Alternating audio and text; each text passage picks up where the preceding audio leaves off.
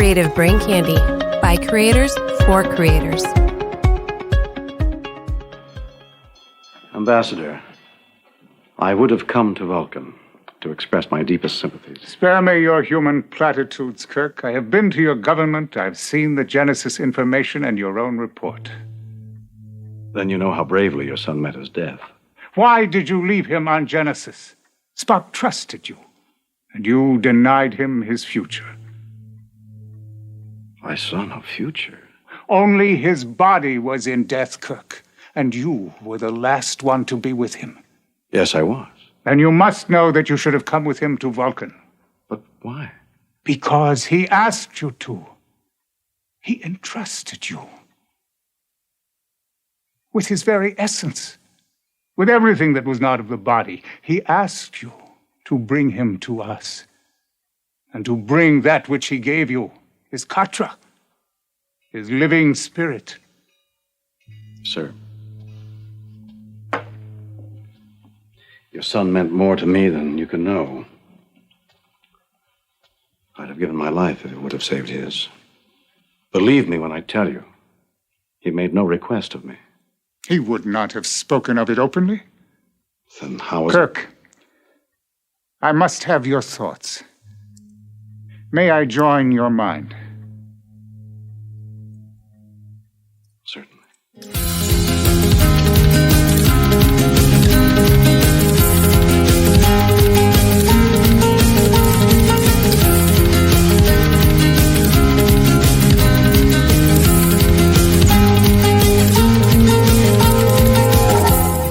And welcome to Smoking and Drinking in Space. This is a sci-fi podcast from a couple guys who think they know sci-fi.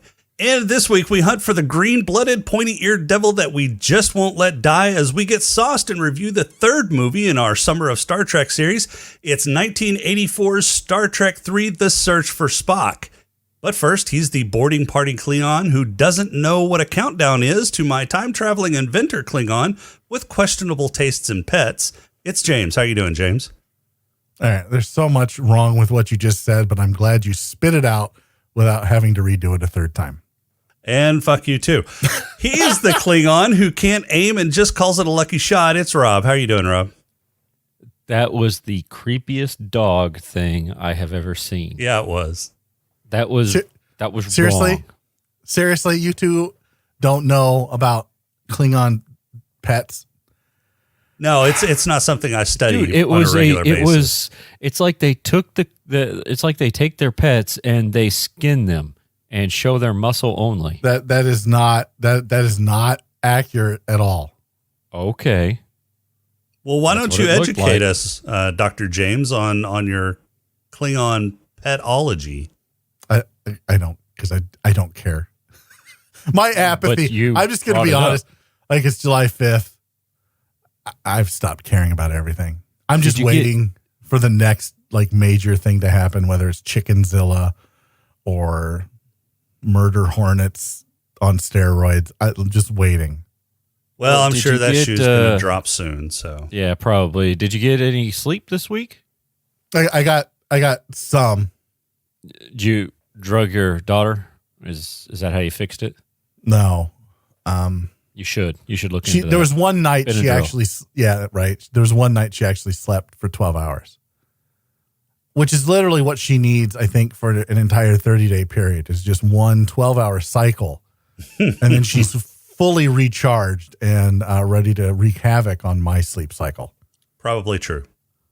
Yeah. So I'm telling you, a lock on the outside of the door will do you wonders. That's not how that works, Rob. No.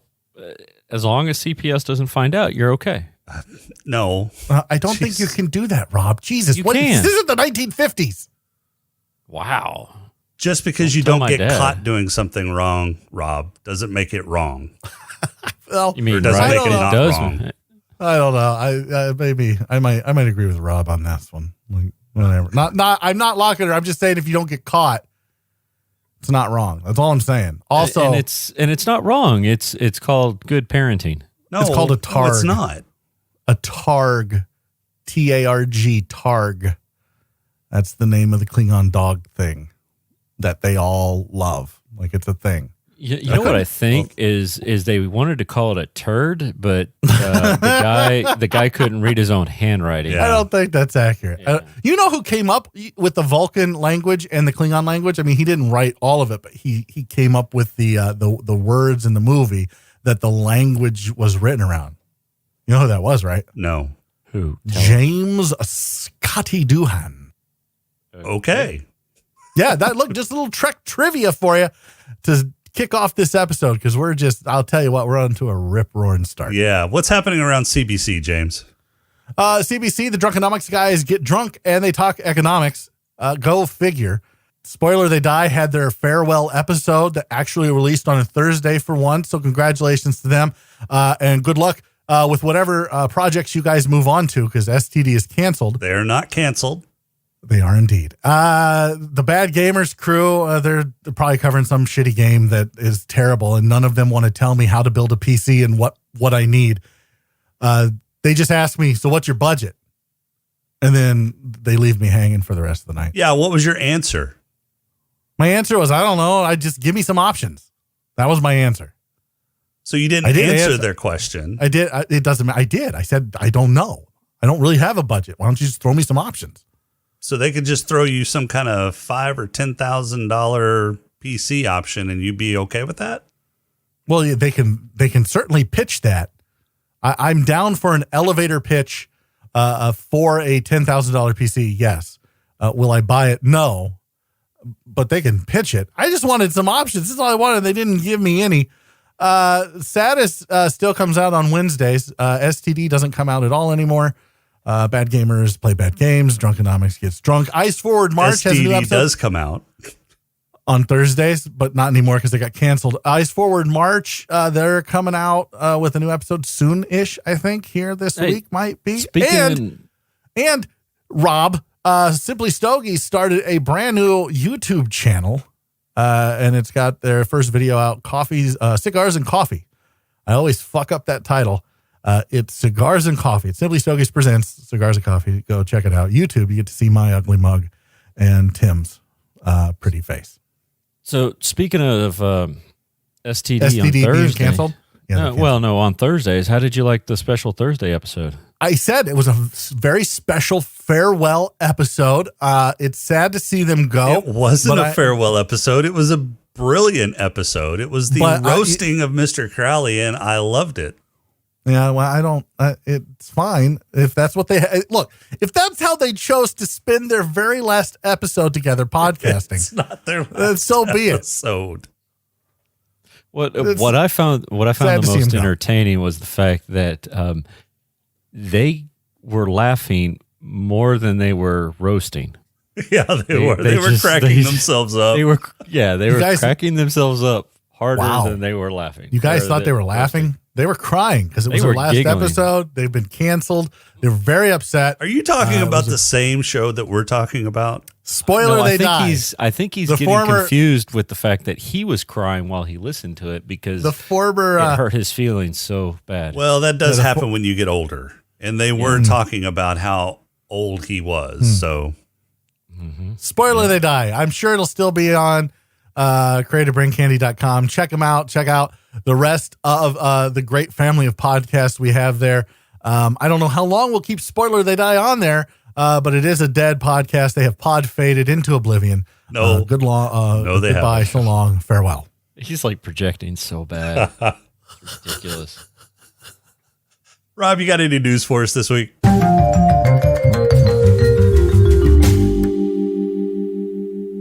Of course. I take shits every week, so therefore I have news every week. Oh my God. This is the new thing. You take shits every week, so you have news.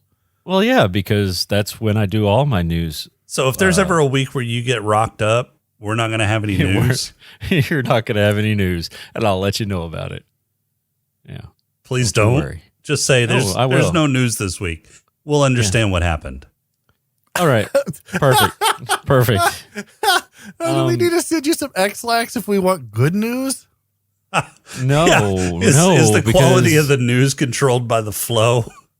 No, it's controlled. It's controlled by the amount of time I sit on the pot. Well, that's what I'm saying. Yeah, that's controlled by the flow. If you're not flowing and it's not taking you forever to take a dump, if it's just like a quick little doot, doot, doot, then guess what? Like, our news is going to suck. Like, we need you to, I don't know, stop eating fiber except one day a week. Like, maybe just eat cheese 6 days a week. Cheese and dairy. Then on that last day, okay, like, just overload on the fiber. Okay. And then we have just a big news segment. And Taco Bell. Yeah, we have a fiber and Taco Bell on that last fiber day. and Taco Bell. Nice.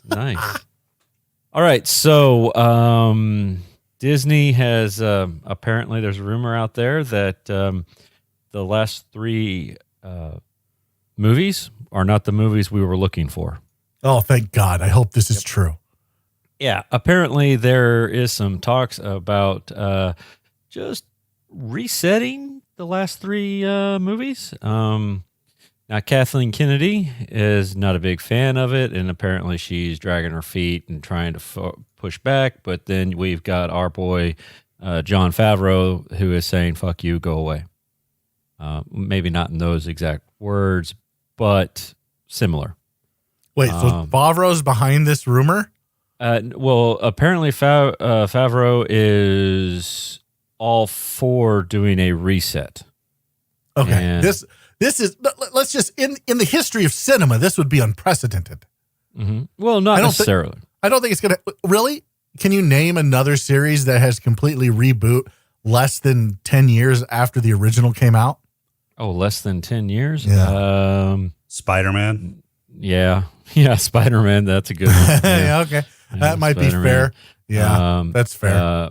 But those were... what is it, Fantastic Four? X-Men. X-Men? No, X-Men didn't. No, X-Men they was... they retconned. They didn't reboot. Yeah, well... They were like, here, we're younger now. Okay. We're hip. We're cool millennials.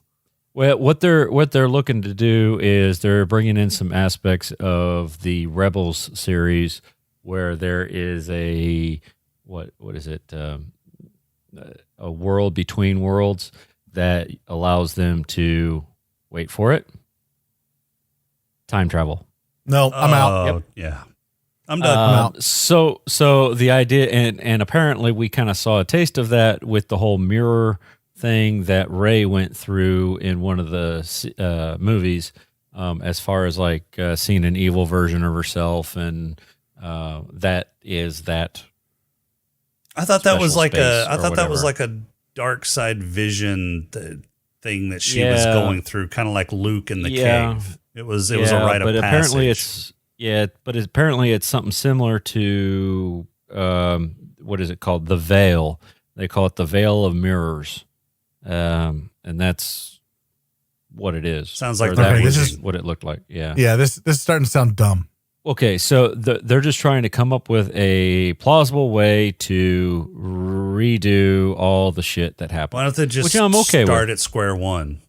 Right. I don't know. Let's just redo 7, 8, and 9.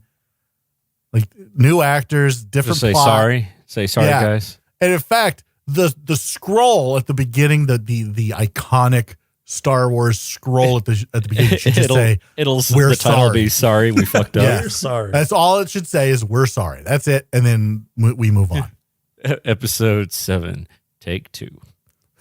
Episode 7. Now they're going to have to get a bunch of mea culpa. Yes, episode 7, mea culpa. I like that a lot. That should be they're going to have to get a bunch of Canadian actors because those are the only ones that'll be able to apologize the entire time for what happened. I don't need 2 hours of I'm sorry. What I need is I need 2 minutes of, we fucked up. And this new series is our apology to you, the fans. It won't be divisive. There will be no social justice warrior bullshit. It'll be inclusive and it'll be equal, but we're not going to shove it down your throat. And here it is. Like, thank you for understanding that Kathleen Kennedy is a fucking idiot. And there it is. And that's all I need. That's really all I need to hear from Star Wars. And then give me something better than what 7, 8, and 9 were. Give me Luke teaching Jedi, Luke not killing a Jedi who happens to be his fucking nephew. And give me not Palpatine. Give me not Snoke. Or if you're going to give me Snoke, like, let's give Snoke a fucking backstory. Yeah, like, let's make him a really actual fucking villain. Yeah, Snoke was all good until you found out he didn't mean anything. No, he wasn't. Right. He was a fucking cardboard cutout. He was when you found out he didn't mean anything. In the first movie, he was a cardboard cutout. He was something menacing that Kylo Ren looked at every once in a while, and he threw orders at him. And that was it. It was intriguing. Did he look at him as often as he looked at his Playboys? Is that what you're saying? Where is he from? And then come to find out he's nothing. Yeah. Where did you come from? Where did you go? Where did you come from? Cotton Eye Snoke. Oh, I see what you did there. That's clever. Thanks, buddy. Yeah. Yeah. So all I need. Like, look, it doesn't even have to have Han Solo. I don't care. Han Solo died. Leia died. The only one who lived is Luke, and he's training Jedi. Would you recast Luke? No, I wouldn't recast Luke. Here's what I would do. I'd be like, look, man, we just need you for 10 minutes. You're the head of the Jedi Order, and these new Jedi Knights are going out to face the new big bad. Like, that's all we need you to do is send them out, give them a pep talk, and then they go. And if you're still alive in 2 years when we need to do 8, then we might want to bring you back for another 15 minutes. But I don't need fan service from the fucking trilogy. I really don't. I certainly don't need fucking fan service from the prequels. What I need is a new Star Wars story. And 7, 8, and 9, I've said before, not Star Wars stories. So would that pep talk include, smack him on the butt and tell him go get him? It depends on if the new Jedi is hot. So okay, yeah. All right. I'm okay with a female protagonist. I really am. I don't care. Just don't make her stupid. And here's my thing though, is I think that they need to bring back the crazy ass acrobatic type fighting style and not the wooden fighting style at the beginning, or the I think I know what I'm doing, but I really don't know, so I'm just going to spin this lightsaber around willy-nilly and look, I killed you. Yeah, I'm okay. That happened in the last one. It also kind of happened in Return of the Jedi. Well, yeah. When Han Solo just, killed Boba Fett accidentally. So what's your estimation on this actually happening? 0%. Rob? I'm going to give it a 50-50. Wow, that's optimistic. Yeah, man, I'm gonna say it's less than a daily rain chance at 10%. So, well, okay, you're more optimistic than I am. This is not happening. It will never happen. I think if they did it, you'd piss off half the fans again. Like, there's nothing they could do at this point to make everybody happy. So just leave it the way it is, and everybody shut the fuck up. Yeah, I don't know that this is a wise decision myself. Maybe they don't do the whole retconning thing, but maybe they do say, forget it. Nah, they're not going to do that either. What else you got this week, Rob? All right, fine. Thursday, August 6th, on CBS All Access, Star Trek Lower Decks will premiere. Don't have All Access anymore. It's a cartoon. Bad. You'll need to get it. No, I won't. Cartoon. It's a cartoon, yeah, but it's made from the same people that do Rick and Morty. It is indeed made by the original, some of the original. Okay, that's intriguing. Are they going to have the same kind of humor as Rick and Morty? Because I might be interested at that point. They are going to bring back some very well-known characters, they've said. It says, given his history with Rick and Morty and Solar Opposites, we expect Lower Decks to deliver hilarity and weirdness. Okay, that's not the same. It's not the same thing as Rick and Morty. Rick and Morty is irreverent. Follows a bunch of incidents as they keep up with their duties and social lives while the ship is being rocked by a multitude of sci-fi anomalies.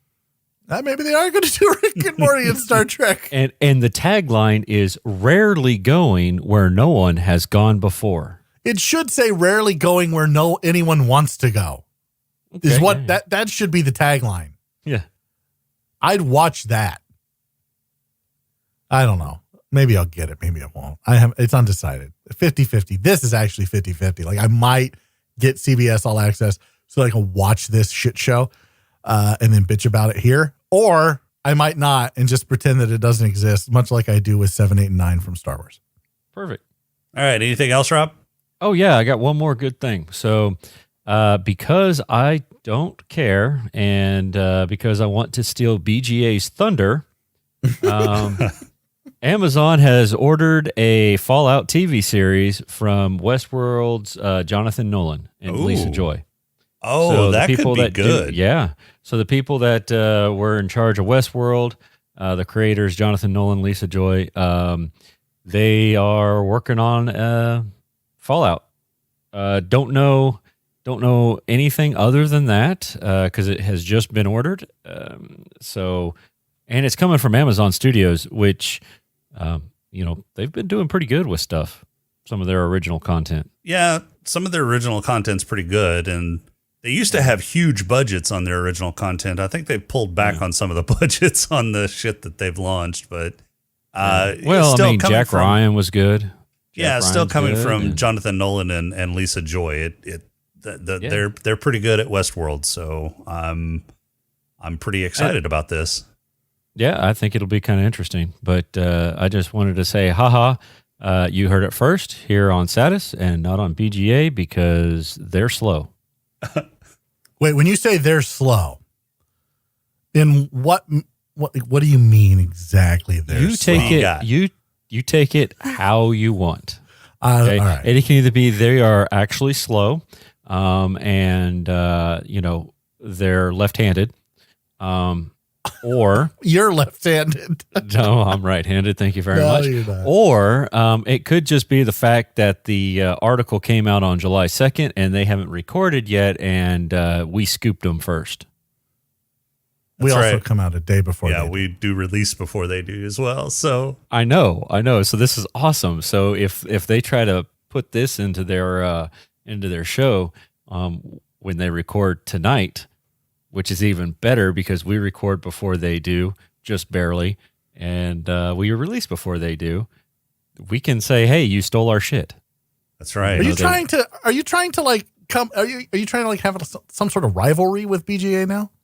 Maybe a friendly little rivalry on this. Yeah. Is this kind of like me versus STD? It might be, but I won't take mine any further than just this one because and they got canceled because of it. Like, do you really want to get BGA canceled because too? It's based off of a video game, but it's sci-fi. It is sci-fi, so we could actually cover this when it releases. Yeah. Ooh, yeah. And then they could go, oh man, too bad we can't talk about this because Satis is already doing it. I don't see why they couldn't talk about it. I mean, we could have them on as cover guest it shows. like we would cover it because this is our forte. They would just kind of probably mention it and fumble around about it and then talk about Fallout 76. Oh my God. That dumpster fire? Yeah, let's talk about that. Hey, speaking of dumpster fires, are we ready for a pod crawl? Because this movie's not as good as I remember. Well, let's do it. We can call it, I don't know, say a pod crawl? The pod crawl! Pod crawl! Pod crawl! Pod crawl! Excellent! Insert it deep! Pod crawl! Kind of like a space suppository full of information. The film opens thinking it's a television episode by filling in the audience on the cliffhanger from last season. Spock is dead. They shot his body as a torpedo at the planet they blame for his death, but due to some mysterious gravitational flux, the space casket makes it to the planet's surface intact. The Enterprise is heading back to Earth for repairs, and the crew is grieving. Especially Bones, who is cosplaying as Spock in Spock's bedroom, freaking Kirk out. As they enter the starbase around Earth, they pass by the new hotness of the Federation, the Excelsior, captained by Baron Von Douchebag. The crew is debriefed as they leave the Big E. Scotty is reassigned to the Excelsior because it's running far too efficiently, and Kirk is told the Enterprise is being mothballed. As everyone is gathered at Kirk's place to mourn the end of both Spock and their careers, except Bones, who is looking for the latest nightclub to show off his latest in disco fashion, Sarek shows up to read Kirk the riot act for not bringing Spock's body home and keeping his juicy essence all to himself. Kirk explains to Sarek that he never got a Catra injection from Spock, theirs wasn't quite that type of relationship, and besides, he was on the bridge at the time. Sarek isn't buying it, so he pokes around in Kirk's brain a bit, and only finding man-whore memories, concludes he doesn't have Spock's special gift. Kirk rewatches the second movie to get a clue as to what happened and sees Spock roofie Bones and then slip him his Katra. Meanwhile, in an undisclosed bar, Bones is making a scene looking for a ride back to Genesis. The pufferfish posing as a space taxi driver is having none of it, and Bones' big mouth attracts the attention of the Federation secret police who throw Bones in the loony bin. Kirk wants to get Spock's body to take back to Vulcan with Bones so the Vulcans can mystically remove Spock's juicy essence and release it to Valhalla or wherever Vulcan catchers go. Kirk's a frugal man, and instead of wasting cash on a ride, he decides to break Bones out of prison and hijack the Enterprise. They break the Enterprise out of space dock, but the Excelsior has been ordered to pursue and stop their escape. Captain Von Douchebag is mildly annoyed when he has to interrupt his manicure to grab his space crop and chase after them.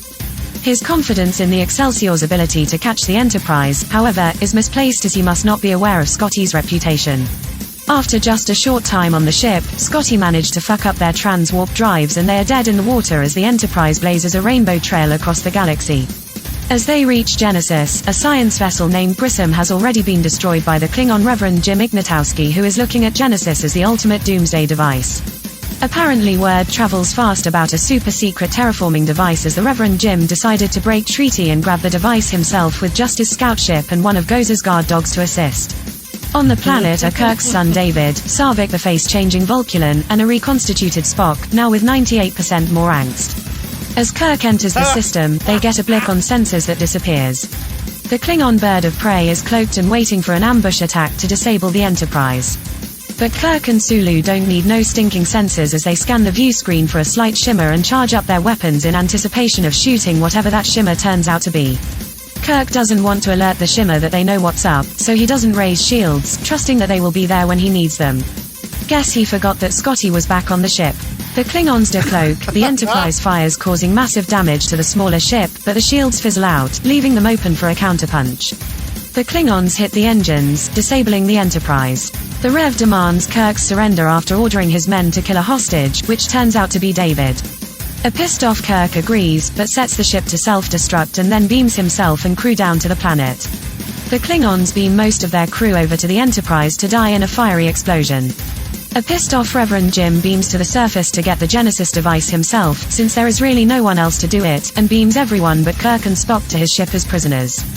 He and Kirk fight on a dying planet. Kirk does some double-fisted kung fu, the Rev kicks Kirk's ass, but has balance problems and falls to a fiery death. Kirk does his best Reverend Jim impression and beams himself and Spock up to the Klingon ship where the last crew member surrenders when he sees he's outnumbered 6-1. Kirk and crew head to Vulcan to get Bones and Spock some couples counseling complete with sexy Vulcan acolytes. Uhura catches up with the rest of the crew and roll an amnesiac Spock starting to get his memory back. Credits. All right, so we are 3 Star Trek movies in our summer of Star Trek. Just 7 more to go. That's it. Oh, man. What are you talking about? Oh, man. Well, this one was.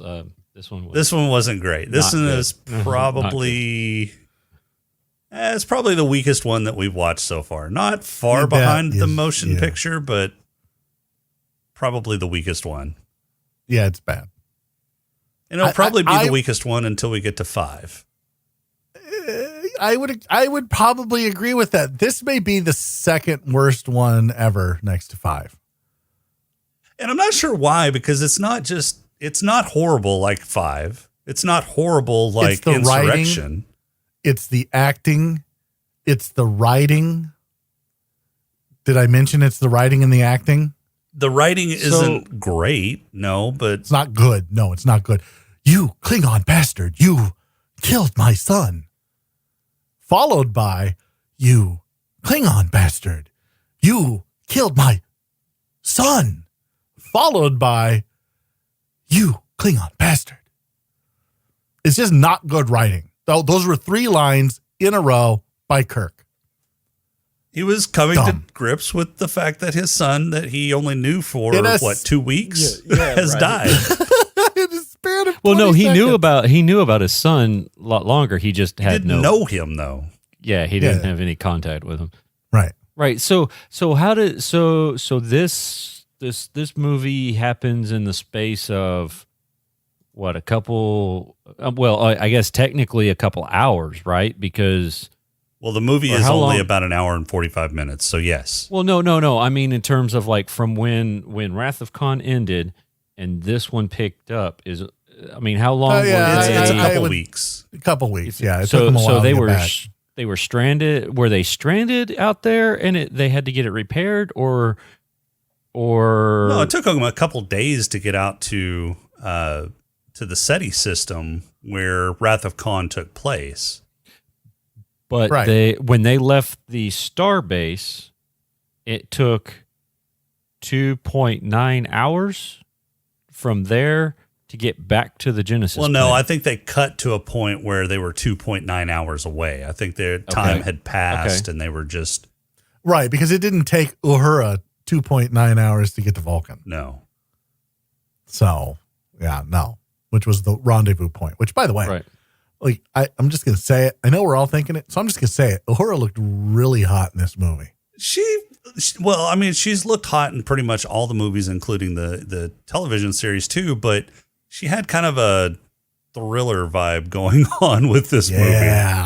Yeah, she did. I dug it a lot. I'll tell you who didn't look hot was Yeoman Rand. Was she in this movie? She was one of the first that stood up when the Enterprise was coming back to space dock.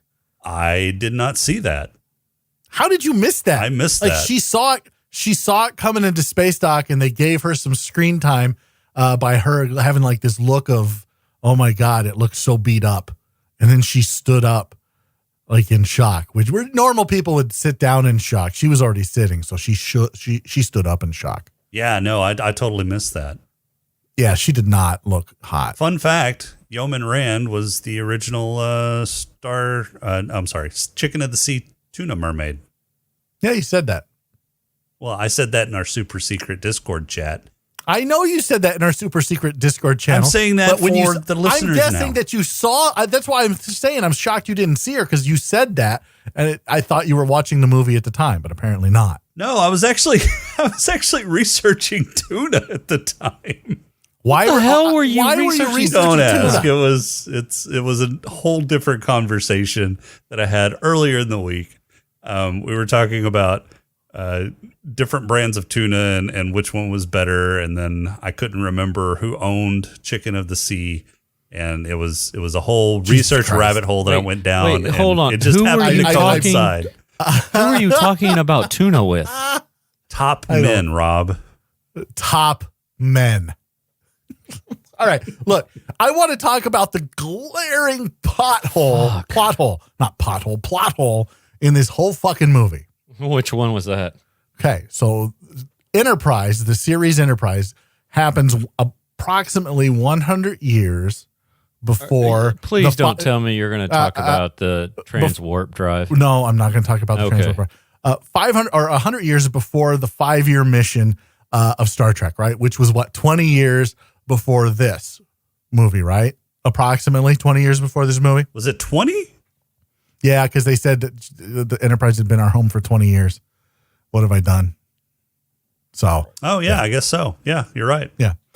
So you're looking at about 120 years. Well, during Enterprise, this is when the whole Katra, Vulcan Katra thing was fleshed out. And it was fleshed out in a very dumb way. Mind melds were illegal on Vulcan during Enterprise. They were not practiced. Right? Yeah, it was considered taboo. It was considered taboo. Yeah, you couldn't do it. Yeah, Katra was not a thing. There were the sect of Vulcans who believed in the Katra, and then like mainstream Vulcan didn't. So you're telling me that in a span of 100 years during Sarek's lifetime,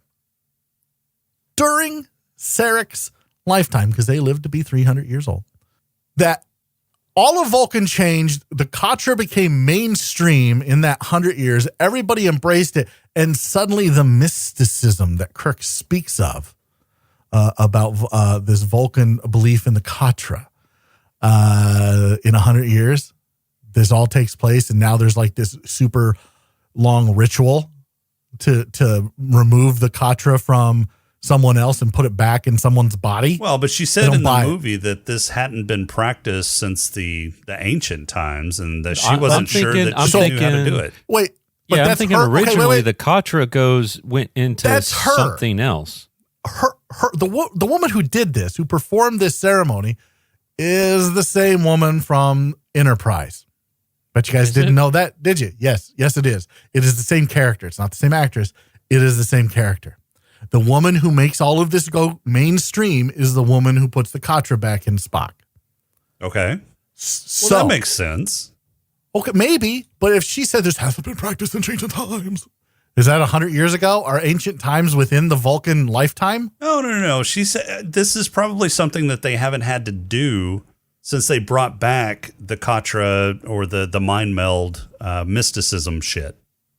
So within that 100 years between Enterprise and Search for Spock, they brought back this mystic cast of Vulcans that do mind melds, Katras, all that other bullshit. All right, and they taught the entire species how to do it in 100 years. Well, no, they didn't teach the entire species. I mean, she was obviously one of the leaders trying to bring these rituals back into Vulcan culture, and so she is at this point in Star Trek 3, the high potentate of Star Trek or of Vulcan Katra shit. And so she's that's the official title, by the way. High potentate of Katra shit. Yeah, I think so. I think I read that somewhere. But this is a ritual that she's probably studied, she's probably read about, but has never had the opportunity or the misfortune to perform. And here's based off of Memory Alpha, Wikipedia of all Star Trek knowledge. Surak died in the 4th century, and his Katra survived up until 2154, when it was absorbed by another Vulcan, and then briefly held by Captain Archer. I remember that. They basically made him bones, and he was going right. So after the reappearance of Surak's Katra, T'Pau, not T'Pol, not to be confused with T'Pol, but T'Pau gained influence because she was one of the priests that helped get it out of Archer, and it caused a complete reorganization of the Vulcan government and society, and that was established in Enterprise Awakening in Kirshara. Now, is T'Pau the priestess that performed it in Star Trek 3? T'Pau, whatever. T'Pau. Like she's some kind of fucking West Coast rapper that fucking she could be. You don't know. Uses auto tune. I would watch that like movie. T-Pain. T'Pau. What the? It's T'Pau. Yes. Well, no, she might not have been. She might not have been in the movies, but she was involved in the original series. She officiated Spock's wedding. Yeah, where he had to fight Kirk. Mm-hmm. Yeah, and then yeah. Okay, I don't see it as a glaring plot hole like you do. I think it's plausible. I don't. I see it. I don't think an entire society. Although I don't know. Maybe. What is 2020? If 2020's taught me anything, it's that society can change pretty quickly. So maybe I'm wrong. I don't know. Maybe Vulcans are just more susceptible to being taken with mysticism than. Well, maybe it's the fact that they thought that this was a myth, and then out of nowhere, Surak was one of their big dudes in history, and right, and then all of a shows sudden, back up. I mean, yeah, T'Pau starts doing fucking music videos with him, and I get it, I get it, yeah. And then that's going to rock you to your logical core. Oh yeah, you're probably making videos being on a boat, talking about being on a boat, and boats and hoes, or a box with a phallic member in it. That's not T'Pau. That's that's the group, the T'Pau Lowly Island. Yeah, Lowly right. Island, yeah. Yeah. Well, they bought a boat. That's fine. Yeah. Well, they bought a boat, right? Motherfucker. Yeah. Yeah. Yeah. Got it. Yeah. I have no idea what the fuck any, you two are talking about. I don't know any songs by T-Pain. So yeah. but I do know I'm on a boat. Lonely Island has a song where they say, I bought a boat. And not I bought a boat. I'm on a boat. I'm on a boat. Yeah. And it features T-Pain. Yeah. And then they also have a song called Dick in a Box. And that's what I was. But that's with Justin Timberlake. Yeah. Yeah. I'm on a boat is with T-Pain. T-Pain. Yeah. And he fucked a mermaid. Right. Yeah. Gotcha. Moving on. And we're back on Star Trek. I just want to say that Saavik is still pretty hot. No, she's not. No, she is. No, she's not. She look, is. Yeah. No, here's the problem. As a viewer, you realize that Spock had the opportunity to go through Pon farr with Kirstie Alley. And instead, he gets stuck with not Kirstie Alley. It doesn't matter how hot she is. She's not as hot as Kirstie Alley was then. I'll give you that.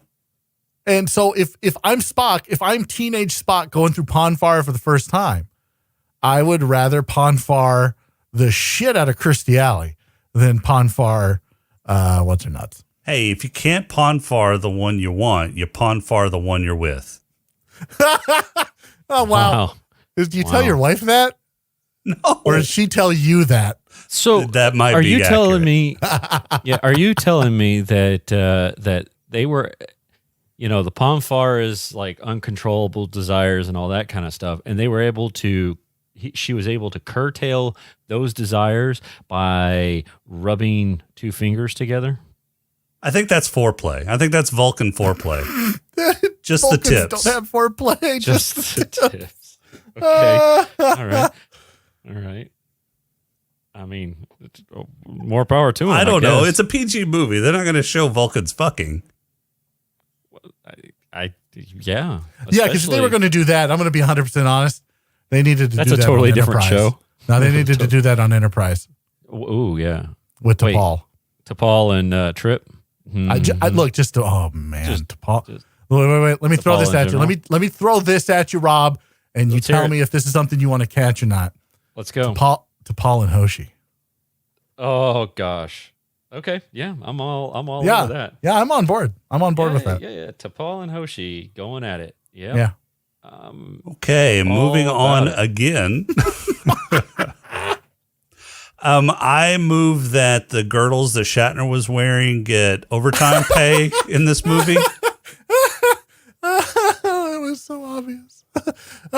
You know who needed those though? And I hate to say this, Scotty.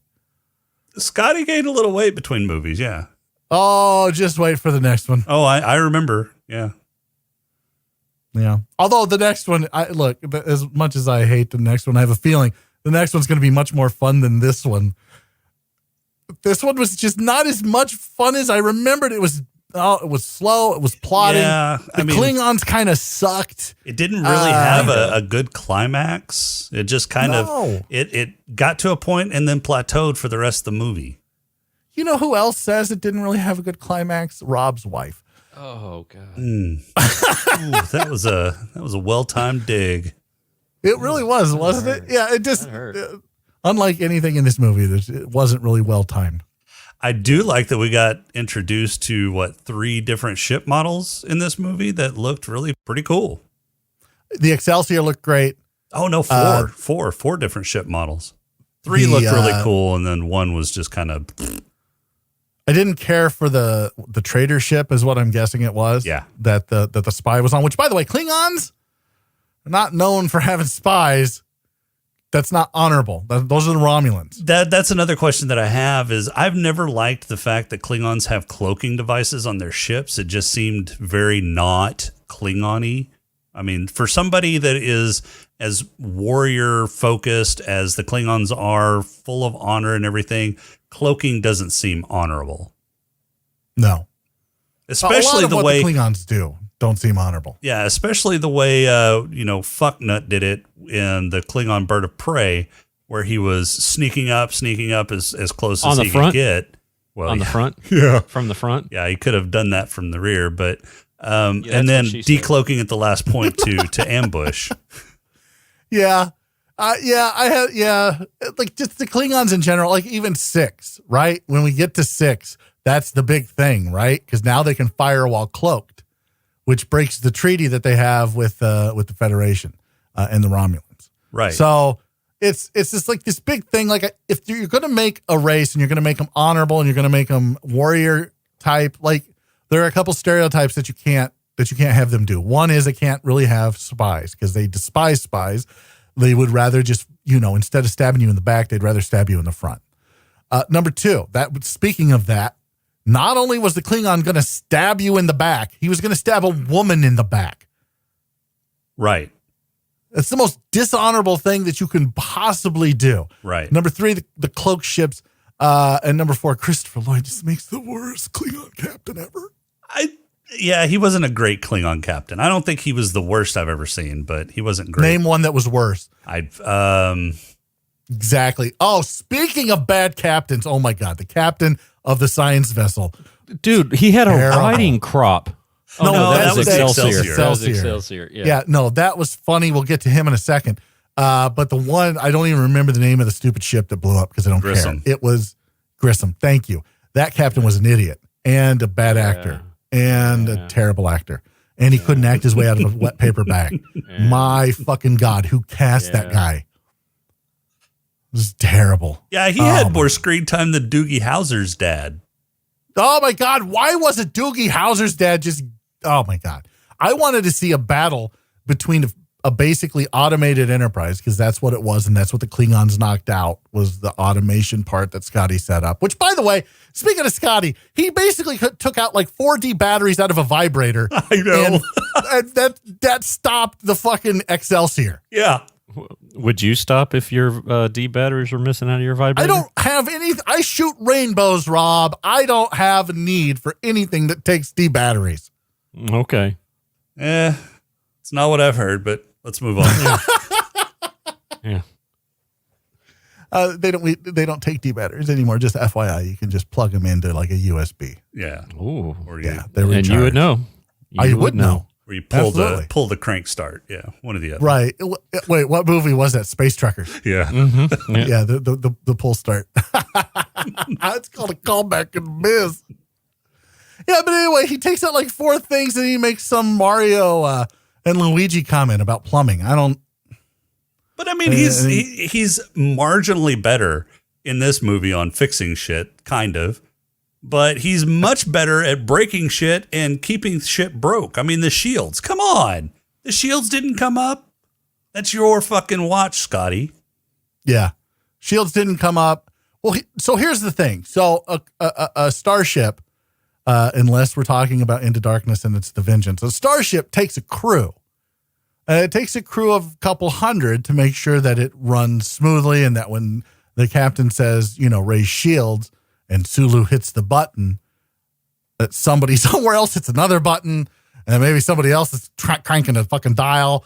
I don't know how it works, but it takes people to do that shit, right? Like, I got to divert power from something or another. Who fucking knows? I didn't read technical manuals, and honestly, I don't give a shit about fictional technical manuals. All you need to know is a ship can't be run by 3 or 4 people. Scotty fixed it, in air quotes, so that 3 or 4 people could run the Enterprise. And he, as per usual, fucked it up. Because Spock is dead, and Spock couldn't go help him fix the fuck up. Right. And that's also one of the quabbles that I have, is that he called himself a miracle worker. And I was thinking the entire time, no, you're not the miracle worker. You're the guy who fucks around in engineering until Spock comes down and fixes shit. It goes back to the series. During the series, he was the miracle worker. He didn't really fuck shit up. He didn't need Spock's help because Spock was too busy jerking off the captain. So somebody's got to do it. It goes back to it's not going to be Bones. So that's the whole thing. And that's why Bones was jealous. He wanted to, but Spock wouldn't let him. Those forearms are just too small. You got to build that shit up. Yeah, he's got surgeon's hands, and Kirk likes it a little rough. He wants some. God, this is just getting weird. Anyway. Yeah, it is.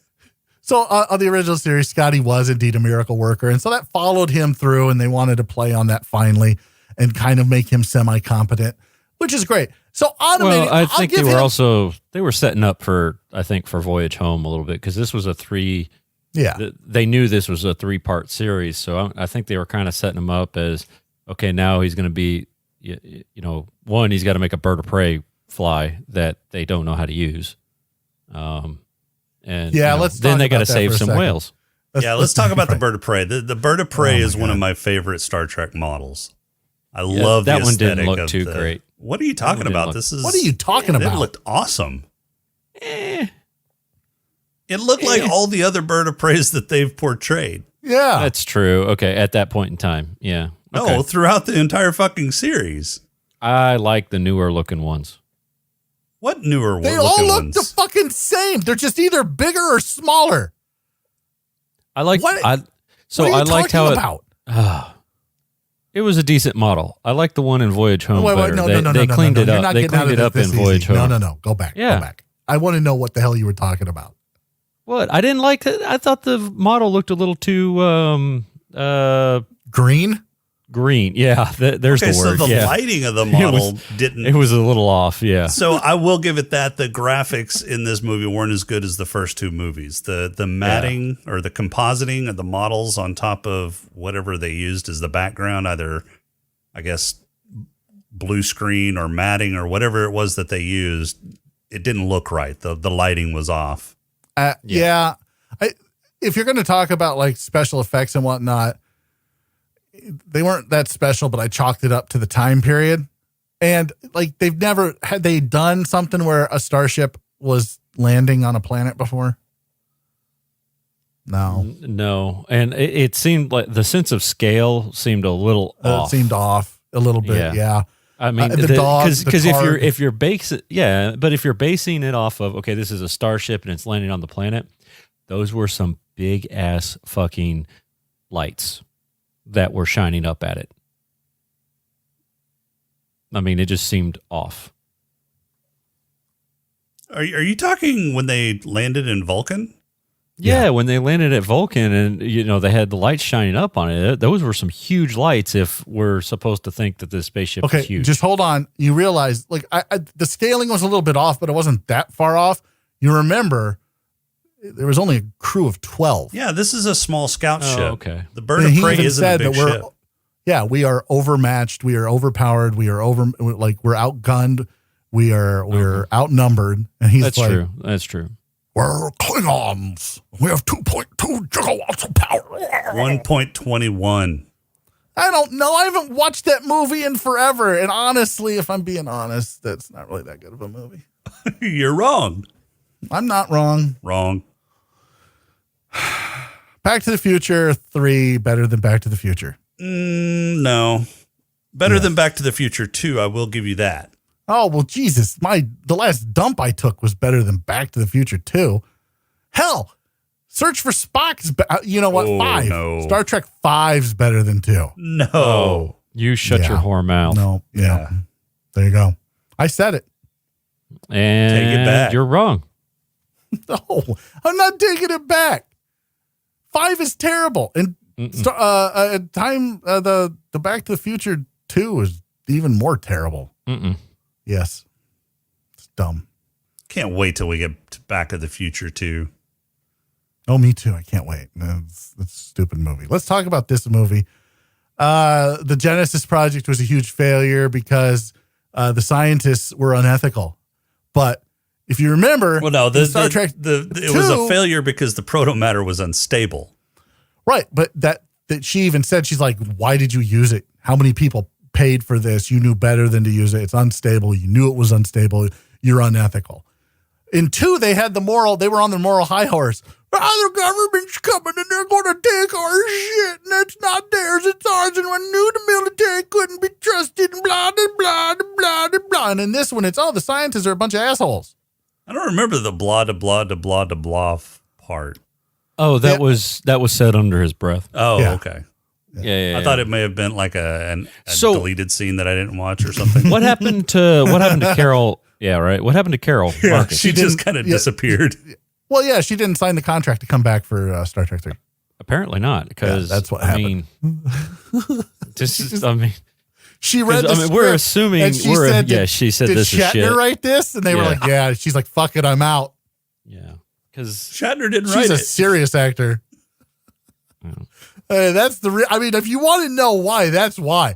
I'm surprised they got fucking Sarek in this, to be honest with you. Shatner didn't write it, but Nimoy directed it. I don't look. So yeah, I have this script signed by one Leonard Nimoy, and it sits in here, and it's in plastic, and it's well protected, and it's one of my most treasured geek possessions. Until now, when you realize that the movie's no, the movie's still terrible. Like objectively, it's just not good. The writing is just, I don't know. 2 was so good. And if you forget that 1 happened, if you forget that the motion picture happened, which we've discussed was just a glorified episode, and you look at 2 as the first real Star Trek on the big screen, this would be then the second one. And the second one, like Back to the Future, is never as good as the first one. True. And so if you look at it like that, you can kind of excuse some of this stuff, but I think a lot of it was the success of 2. The studio went, oh shit, let's pump something out. And they were like, is there a 15-year-old who can write a script? Well, that's kind of what they did, only they didn't hire a 15-year-old. They hired the same script writer as 2. I don't believe you, because 2 was so much better. Did they just have to pump this out quick? Yes, they started on this script, I think, like 6 weeks after the original, or after the second movie launched. Well, there's your problem.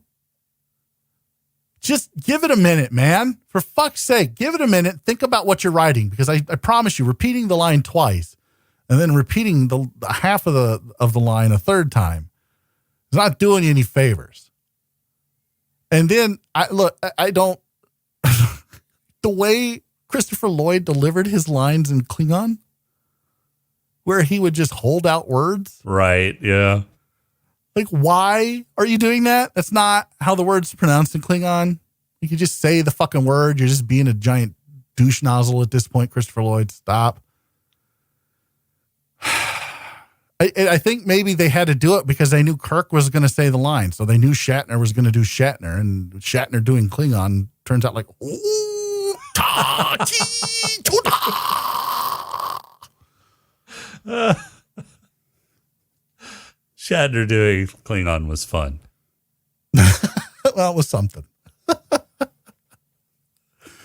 I thought it was interesting that despite the Klingon captain ordering, somebody to die, and it turned out to be his son, he was willing to try and help him save him until the Klingon captain decided to be a super dick and tried to drag him down to death with him.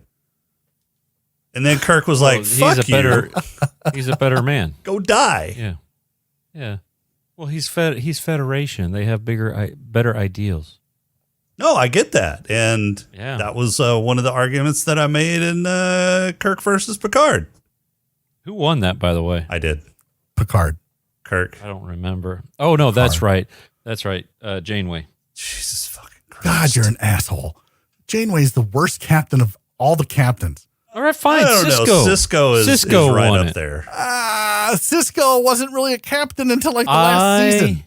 I changed my mind. The best captain is riding crop douchebag.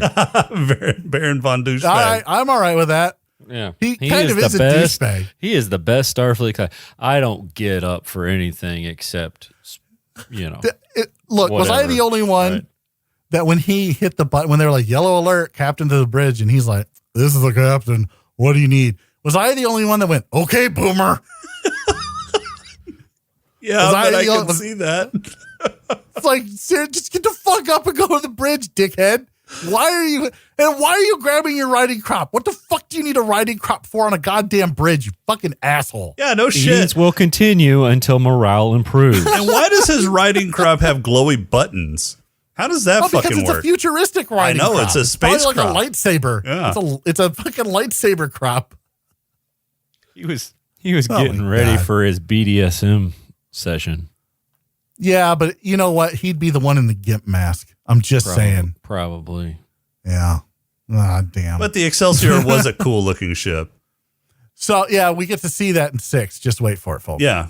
Yeah. No. Yep. It is 6. Sulu gets the Excelsior. It is 6, yeah. Yep. Yeah. It was a cool. We also looking get to ship, see that except in it Generations, broke down. too. Yeah. Oh! The Yeah, Enterprise yeah, B is they- an Excelsior class. Yep. Oh, that's right. It is an Excelsior class. Yeah. Uh-huh. Yep. Like, here's the whole thing with this, like, so far within the first movie, the second movie, and the third movie. I'm going to give you the overall theme for the first 3 movies of Star Trek. Let's hear it. We're fucking old. Yeah. And that's it. Like, that's all it is. It's all they're mothballing the Enterprise. They don't want to give us a post. Yeah, and I didn't understand that. Why mothball the Enterprise? I mean, they don't mothball a lot of their other ships, like the Oberth class. The one of the new ship designs that they showed in this movie has been around since forever. I mean, this was the first portrayal, but they carried that on into like Next Generation and DS9. You get your answer in 5. What's that The answer for Oberth? those of us that don't want to wait? No, the answer is, here's the Enterprise A. This is why we were mothballing the Enterprise. Here's the Enterprise A. I thought they renamed another Constitution class because the Enterprise blew up. You sure? Nope. I'm almost sure they give them a new ship. Yeah, they get him a new ship. It was the Enterprise A, but it was originally commissioned as another name. I don't think so. I think that was going to be their reward for 1 and 2. Like, hey, because the guy even says at the beginning of 3, the extra that got some speaking lines. He was like, "Are we going to have a reception for us?" And Kirk's like, "God knows you deserve one. Right. You paid for the party with the dearest of blood." Right. Yeah. So I think that was going to be the reward. We're mothballing it. This was going to be a surprise. Oh shit! You took the one we're going to mothball, you dumb motherfucker. And so they give him a demotion in rank in 5, and he's captain instead of admiral, which is really what he wanted all along. And they give him a new ship and his old crew. And it's the Enterprise A. It's been a while, but I think that's an incorrect reading. I think. Hey, look I think they demoted him We'll find out.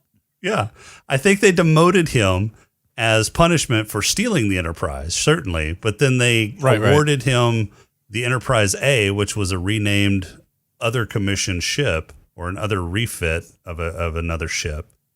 I don't think as so. reward for saving the Earth 2 or 3 different times in the span of 3 different movies. I think it was brand new because it had the transwarp drive and everything that the Excelsior. I don't know. I'll do some research on the fly or research. It was a Constitution class refit. It was a Constitution class refit. It doesn't say anything about it. Well, several non-canon sources have claimed that it was formerly going to be the USS Yorktown. Right. Those are non-canon. Doesn't count. Or the Atlantis. It doesn't. I don't see anything in here that says anything about it being canon. Yeah. Yeah. Here's the other thing. So you have a captain who essentially goes rogue, right? Kirk steals the Enterprise, goes rogue, and they don't know where he's going with the starship. They have an idea, they kind of know where he's going. They know what he's doing, but they don't send anybody after him. Well, they did. And that ship kind of just clunked out, and I hated those fucking sound effects for the ship. It's called clunking out. Look, it's called Starfleet, not Star 2 ships. They have a fleet of ships. Where are all these fucking ships? And they're never where you need them to be. Well, they blew one of them up. There aren't any except those 2 in the Sol system. Is that what you're telling me? Well, they blew up the Reliant. The Grissom was already out there, and it got blowed up. Okay, so that's 2. The Excelsior was 3. out. I guess everybody else was way the fuck out there on maneuvers. I don't know. What? Like, no one's going after. Look, there's a whole other movie where they just take off from Vulcan. Like, oh shit, oh the Earth's in trouble. Holy shit, We should probably go back in time so Rob gets a hard on, blah, blah. I heard time travel. What? It's just ridiculous to me that they don't send somebody to arrest these guys. Well, they did once they finally got back after 4. They don't get, where they went to arrest him in what, the fucking Bay? Oh, look, they're in San Francisco Bay. We should probably go arrest them now. Man, that saves us a lot on gas, doesn't it? Sure does, Bob. This is just stupid. Well, there wasn't enough time. I mean, Earth's under attack. Consider these 3 movies We're under attack from a place giant in the span of 2 to 3 weeks, and part of that they're back in time. What are they going to send Time Cop back to arrest him? Section 31 time travels all the fucking time. Well, we don't know about Section 31 yet. We're under attack from a giant tube in space. God, I can't wait to do 4. What a stupid fucking movie. It's the greatest. It is not the greatest. It is awesome. Oh, it is such a fun movie. Oh, my God. It is such a fucking jerk off for hippies who want to save the whales and save the planet. Oh, God, I think I just came. Okay, so, but here's my big question, though, for you, Crowley. Yes, sir. You put this as number 4 on your list. Out of how many movies are there? 10. Yeah, this is going down there a little bit. I think after we get done watching all these. Okay. Yeah, we'll get to that. We put it as 7 and 8. We put this movie as 7 and 8. You might have been onto something. I may have been romanticizing this a little bit. Yeah. This is just not good. Like, this is one of the first movies I saw in the drive-in movie theater. The first one I saw in the drive-in movie theater was Wrath of Khan. This was the second one.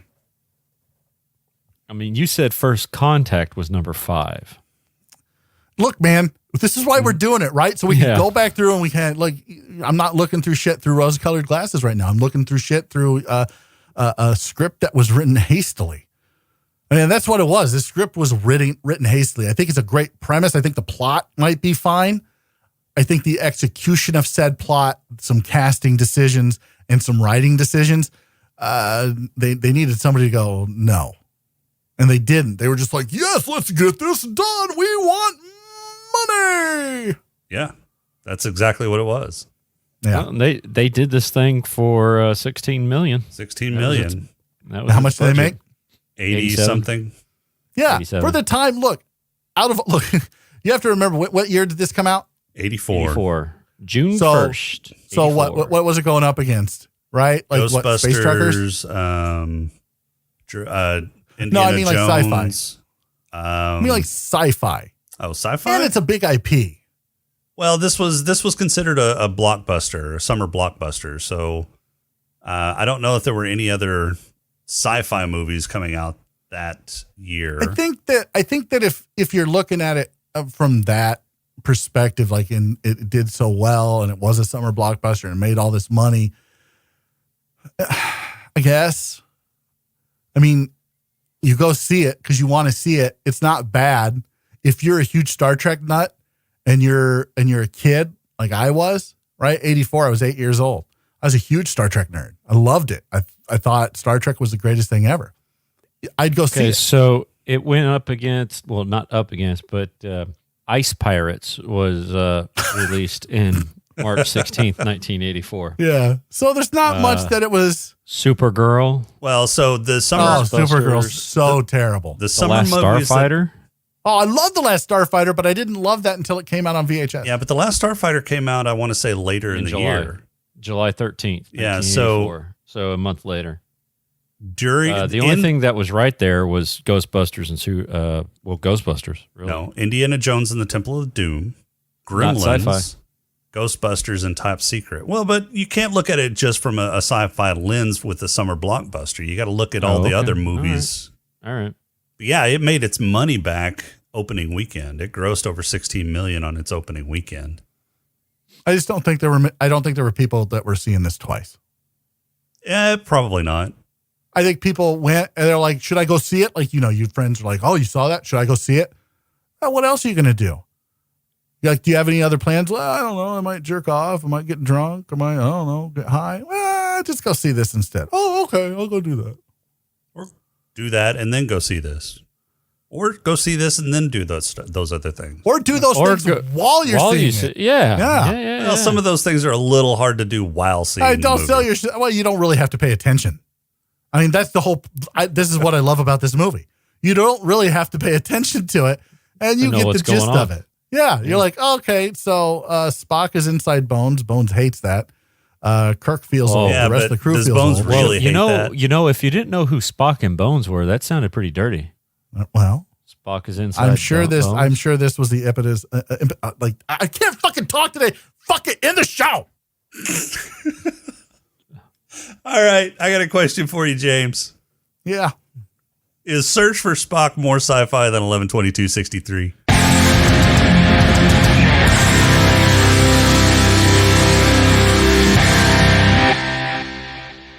Well, this movie has Vulcan mysticism in it, and that alone is more sci-fi than 11/22/63. I don't think mysticism is science fiction.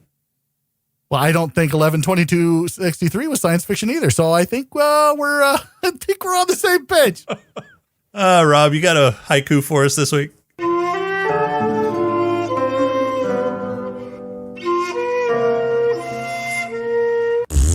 I do. Well, lay it on us. All right. This one is titled Great Scott. Doc Brown is Klingon. Doc Brown chokes out a space worm. Surprise, we found Spock. Oh my God. That scene was so superfluous to anything that was going on. Yeah. Oh my God. I think they just wanted to throw out some special effects budget there. Well, that and maybe it was show a the Muppet fact that, hey, filled look, with cream. Maybe they were like, hey, look, this little tiny thing became this big old thing. Things are evolving fast. That's how he turns into old man Spock. And Klingons are strong. They can strangle a worm. Yeah, I thought it was real convenient that they managed to pull Spock from the planet and cease his increased aging right at the point where he died, at the same age as he died. That's what you find convenient, but in 11/22/63, you're like, it's a closet that goes to the past. Yeah. And then in the past, you can go to the future by just walking where the closet will eventually be. Yeah. But that's what you find convenient. Yeah. Is that he aged right to the point that he was when he died. Yeah. I hate you so much. I know. Nice. All right, so next week we are going to continue to get sauced as we cover the fourth movie in the I hate this movie. in the Star Trek movie series. It's the movie to save Earth from an alien probe. Admiral James T. Kirk and his fugitive crew go back in time to San Francisco to 1986 to retrieve the only beings who can communicate with it, humpback whales. Oh, wow, this one was also directed by Nimoy. And it stars all your favorites. It's 1986's Star Trek IV, The Voyage Home. Look, there's only really one line from this movie that you need to know. And you're going to hear it a lot next week. So, Rob, just get ready for it. Double dumbass on you. Okay. You're going to hear that a lot next week. Mm-hmm. Yeah, I like Spock as his headband and his robes. As a hippie. Yeah. Yeah. The old man martial artist. The greatest thing, I still, to this day, I do it all the time. And I know as soon as I say this, my Alexa here in the room is going to turn on, but I don't care, is when Scotty picks up the mouse and he goes, computer. Oh, computer. I love it. I still do it every time. And I don't care if there's somebody around or not. It's so much fun. You have to use the keyboard. How quaint. How quaint. I got to bring up one last thing that I forgot. What was with Chekhov and his little, what was it, whipping boy outfit that he had? Or Amish outfit? I don't know what the fuck was that collar? Probably the same thing with Sulu and his half cape. His half cape. But Sulu's makes sense. Ow! Yeah. It's flamboyant. Yeah. It's making a statement. For Chekhov, it doesn't make sense. He's Russian. I mean, how much fashion sense is he going to have? I don't know. I don't know. This is what I want. I want someone to paint me a picture of Chekhov on a horse, shirtless. That's what I want. And I want it now. Chekhov on a horse, shirtless. All right. Well, that's all we've got for this week. Our intro and outro music is Welcome Home by Cambo. Our pod crawl music is Snack Mix by Machette. If you like the show, please rate and review us on iTunes. You can leave us feedback on our Discord channel at smokinganddrinkinginspace.com/Discord, on Twitter at status_podcast, or you can email us at smokinganddrinkinginspace@outlook.com. If you'd like to throw a few nickels our way, you can become a Patreon supporter by going to smokinganddrinkinginspace.com/Patreon. And be sure to visit Creative Brain Candy for more creative shows and other creative works at creativebraincandy.com. For this week, I'm Jason. Are you telling me that 5 people get beamed onto a Klingon ship and can't overwhelm one dude? No, but what I am telling you is STD is canceled. No, it's not. And we'll talk to you next week.